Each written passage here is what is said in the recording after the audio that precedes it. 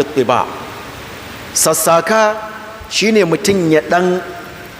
ƙara sauri kaɗan wajen tafiya tare da kusantar da taki da kuma zamgiya a tsakankanin ƙafafunsa. Wannan zai yi shi ne a cikin kewaye guda uku na farko kaɗai daga cikin guda bakwai. Shi kuma al'ittiba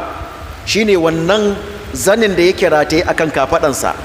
zai kewayo da shi daga kan kafaɗansa na hagu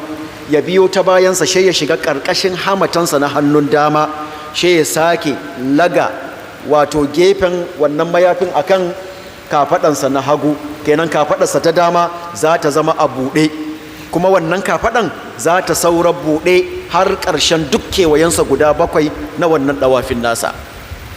Wannan kamar wannan hai'ar muka ce an shar'anta shi ne a cikin wannan ɗawafin kaɗai, banda sauran ɗawafi kaman shi ko kuma bayan shi.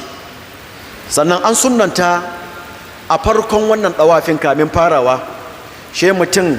ya ɗan taɓa wannan dutsen da ake ce Hajarul Aswad, she ya sumbace shi in hakan zai samu.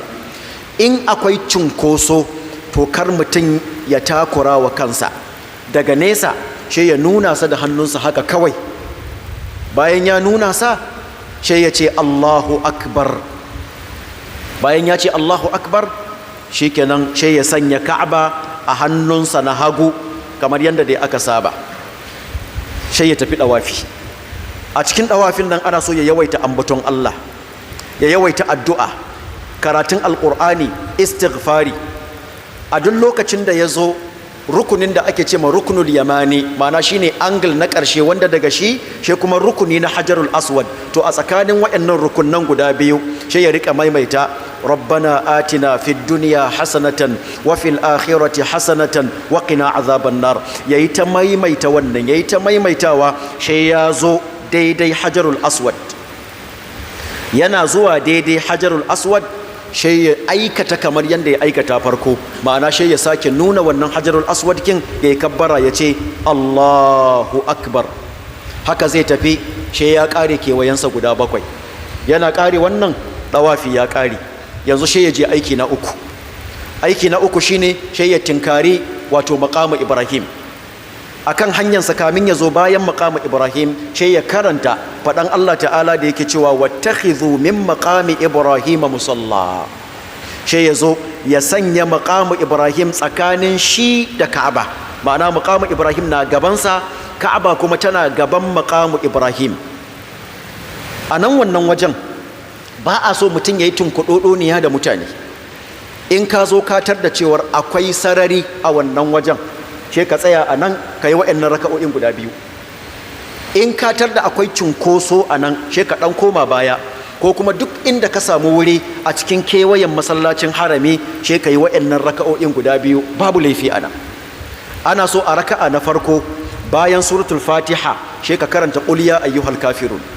In ka tashi a raka'a na biyu bayan suratul Fatiha, ka karanta qul huwallahu ahad,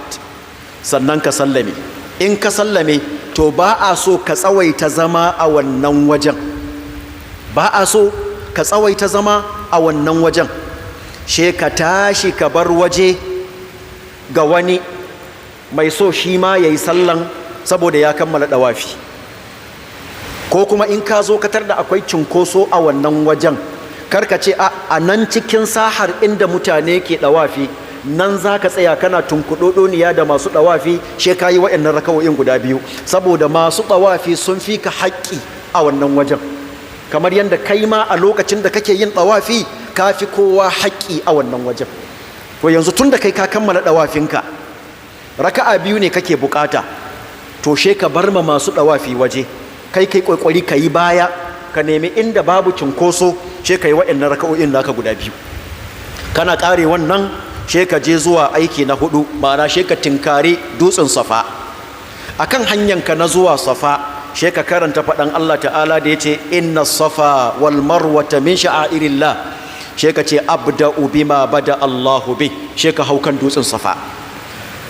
In ka hau dutsen Safa, she ka tsinkayi Ka'aba da idanunka, she ka juyo ka fuskanci Ka'aba, she ka daga hannayenka guda biyu, she ka yi kabbara so uku, ka ce Allahu Akbar, Allahu Akbar, Allahu Akbar. لا إله إلا الله وحده لا شريك له له الملك وله الحمد وهو على كل شيء قدير لا إله إلا الله وحده أنجز وعده ونصر عبده وهزم الأحزاب وحده